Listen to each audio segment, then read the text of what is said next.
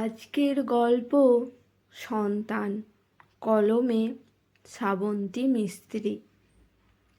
সীমা দেবী একজন শিক্ষিকা, একমাত্র ছেলে রনি আর বৃদ্ধা মাকে নিয়ে তার সংসার। সকাল সকাল বাড়ির সমস্ত কাজ রান্না সেরে স্কুলের জন্য বেরিয়ে পড়েন তিনি। ফিরতে সন্ধে হয়, এসেই আবার রান্না, ছেলেকে পড়ানো। একেবারে দেবী দশভুজার মতোই সব দিক সামলান তিনি।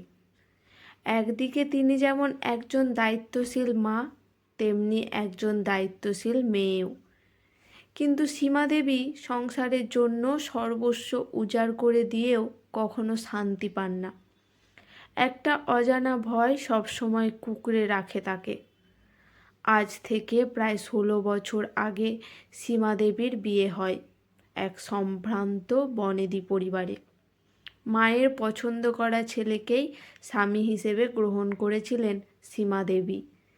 কিন্তু একজন শিক্ষিত সম্ভ্রান্ত পরিবারের ছেলের মধ্যে যে কুৎসিত মনের একজন ঘৃণ্য মানুষ লুকিয়ে আছে, সেটা কখনো ভাবেননি তিনি। বিয়ের কিছুদিন পর থেকেই শুরু হয় শারীরিক আর মানসিক অত্যাচার। একজন শিক্ষিকা হয়েও তিনি প্রতিবাদ করতে পারেননি। বিধবা মায়ের কষ্টের কথা ভেবেছিলাম হয়তো সব ঠিক হয়ে যাবে, কিন্তু নির্যাতন বেড়েছে ক্রমশ। নিজের আয়ের টাকাতে কোনো অধিকার ছিল না তার। দিনের পর দিন গালিগালাজ, মারধর সহ্য করতে না পেরে শেষে ঘর ছাড়েন ছোট্ট রনিকে নিয়ে। ডিভোর্সটা হয়ে যায়। ছোট্ট রনিকে আগলে রেখে তিলে তিলে বড় করছেন সীমা দেবী। দাদা চাকরি সূত্রে বাইরে থাকেন, এক দিদি বিবাহিতা, তাই মা আর ছেলেকে নিয়ে সংসার। তিনি সবসময় চেষ্টা করেন ছেলেকে খুশি রাখতে। আঁকা, সাঁতার, আবৃত্তি, গান, তবলা সব কিছুতেই চেষ্টা করে দেখেছেন। কোনোটাতেই যদিও আগ্রহ হয়, কিন্তু না, সীমা দেবী এত কিছু করেও ব্যর্থ। রনি যত বড় হতে লাগলো, রাগী, বদমেজাজি, জেদি হতে লাগলো। রনির যেন সবসময় রাগ মায়ের ওপর। বাড়িতে দিনরাত চেঁচামেচি। মাকে প্রতিটা মুহূর্তে অপমান করতে ছাড়ত না রনি। রনির খারাপ ব্যবহারের জন্য সবাই দূরে সরে যেত। শুধু সরে যেতে পারত না কেবল তার মা।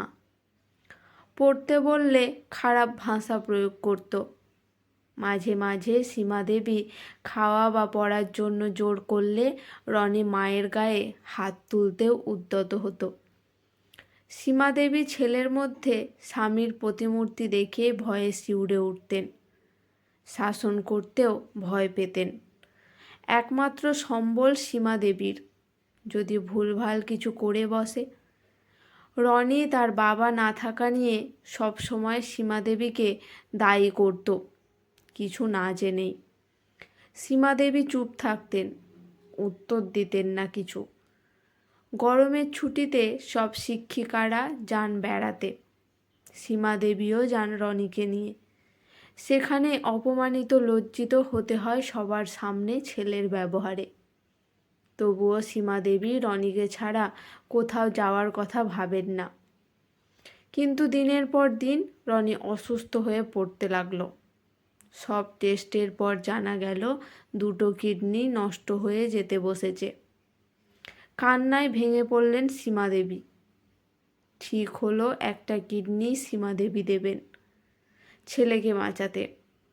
ডাক্তারবাবুরা সাবধান করলেন সীমা দেবীকে। যে সীমা দেবীর যা শরীরের অবস্থা, তাতে সীমা দেবীর খারাপ কিছু হয়ে যেতেই পারে এতে। কিন্তু সীমা দেবী ছেলেকে বাঁচাতে বদ্ধপরিকর। রনি সুস্থ হয়ে বাড়ি ফেরার পর আবার শুরু করে চিরাচরিত দুর্ব্যবহার। রনি কলেজে ভর্তি হয়েছে, বড় হয়েছে সে, কিন্তু মায়ের দুঃখ বোঝার কষ্ট চেষ্টাও করে না। দিনের পর দিন রনির অজান্তেই তার মা অসুস্থ হয়ে পড়তে লাগলো। একদিন সীমাদেবীর মা গেছেন সীমাদেবীর দিদির বাড়ি। রনি পড়ছিল। রান্না করতে করতে হঠাৎ চোখে অন্ধকার দেখেন তিনি। আওয়াজ পেয়ে রনি এসে দেখে মায়ের জ্ঞান নেই। চোখ মুখে জল দিয়ে জ্ঞান ফিরলে মাকে বিশ্রাম নিতে বলে ওষুধ আনতে গিয়ে আলমারিতে খুঁজে পায় ওর আর ওর মায়ের হেলথ রিপোর্টের ফাইলটা। খুলে দেখে কেঁপে ওঠে সারা শরীর রনির।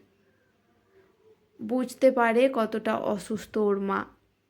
যে মায়ের কোনো খবর সে রাখেনি, আজ সব চোখের সামনে দেখে দুঃখে রাগী বেপরোয়া রনির চোখেও জল।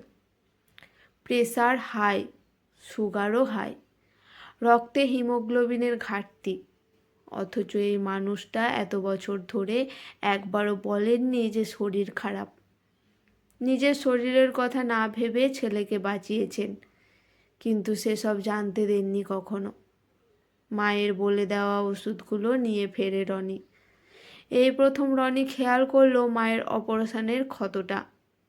মায়ের মাথায় আলতো করে হাত বুলিয়ে দিল।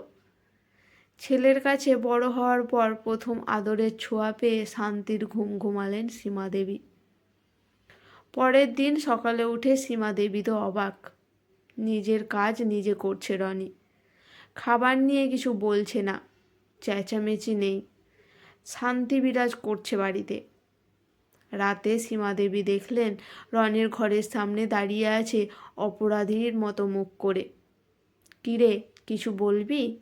ভেতরে আয়। এসেই মাকে বুকে জড়িয়ে কেঁদে উঠল রনি।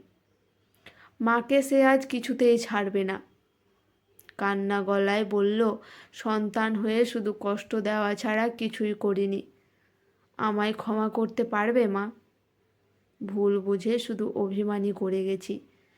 সীমাদেবী ছেলের মাথায় হাত বুলিয়ে বললেন, সন্তান কখনো মায়ের কাছে অপরাধী হয় না সোনা। চুপটি করে শুয়ে পড়, আমি মাথায় হাত বুলিয়ে ঘুম পাড়িয়ে দিচ্ছি।